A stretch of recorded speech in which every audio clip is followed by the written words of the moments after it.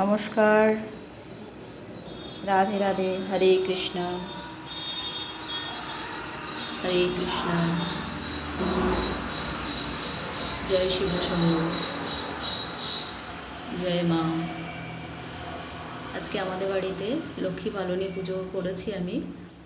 ভাদ্র মাসের যে কোনো এক বৃহস্পতিবারে এই পুজোটি হয়। লক্ষ্মী পুজো একদম কোজাগরী লক্ষ্মী পুজোয় যেমনভাবে পুজো হয় তেমনভাবেই পুজো হয়েছে।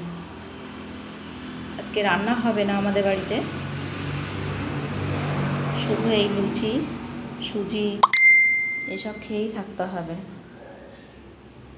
ভাত রান্না হয় না। সেজন্যই বলা হয় লক্ষ্মী পালনী।